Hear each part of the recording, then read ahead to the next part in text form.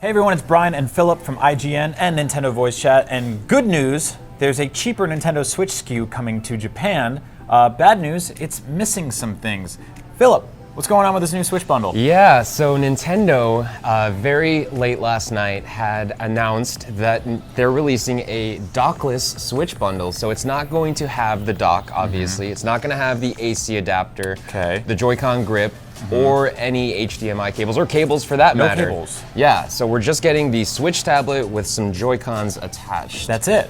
Yes. Okay. So, yeah, this kind of, threw a lot of questions out there. People wondering, is this only for Japan? Is this also going to be available in other regions as well? Yeah. But Nintendo UK did go out and comment, and they said that for now, this is their only plans to release this bundle in Japan. And, I'm assuming from a personal standpoint that they're going to test this sort of bundle for that region, and if it does perform well, which there has been a pretty big outcry of people who claim that they only play Switch in handheld mode. Right. Yeah, that maybe if it does sell well, they'll bring it to other regions as well, which might not be a bad idea. No, totally. And so this will be effectively $250, right? So you're knocking $50 off of the retail price that you're used to seeing the Switch for. And yeah, I have heard a lot of people just kind of mumble and say, I only use my Switch in handheld mode. Right. I never dock it. And me, I'm kind of 50-50 with it these days. When I'm traveling more, I bring it more, and when I don't, I'm home playing it on my TV. Breath of the Wild was a game that I had to experience on my TV. Yeah, totally. But kind of smaller indie games, I love curling up on the couch and playing in handheld mode. So this is interesting. It's not unusual for Nintendo because in the past we've seen them release 3DS bundles or 3DS SKUs specifically that don't have the AC adapter. That's actually, if you're a Japanese consumer, you're pretty used to that.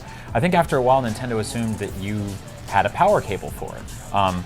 But with the Switch, you might not because it's so new. That said, it uses USB-C, or at least its own sort of version of that. So maybe you have one kicking around. But I find it interesting that you will go to a store, buy a Switch, go home and play it, and then the battery dies, and you're like, well, now what? Yeah. Gotta go back to the store. Exactly, yeah. So it's a little strange, but obviously, like you pointed out, it's nothing new to Nintendo to release a console without a charger or a power option to turn it on. So, from a personal standpoint, I think that this is a great idea that Nintendo is kind of testing out. I think that it could work potentially well because there are so many people that are interested, like yourself, in playing, some games in handheld mode and, maybe holding off bigger titles for the TV screen itself. Yeah, actually, if you think about it, if you were to buy the Switch in this version and then eventually down the line, maybe got a used Joy-Con grip and, some cheap HDMI cables off of Amazon and you got a third-party AC adapter, you could effectively build that bundle back up for a little bit cheaper.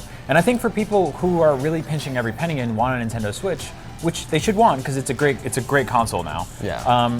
This is a great opportunity to kind of get in on something that maybe had seemed a little bit further out of reach. So, I don't know, I guess let us know what you think. Are you interested in buying the Switch? Was the $50 price drop enough to kind of twist your arm into getting it? Do you only play in handheld mode, or do you feel like players are getting kind of ripped off by not getting the full package that everybody else is getting when they're buying the full $300 Switch? Let us know in the comments, and for more IGN stuff on Nintendo, you're already in the right place, so don't move.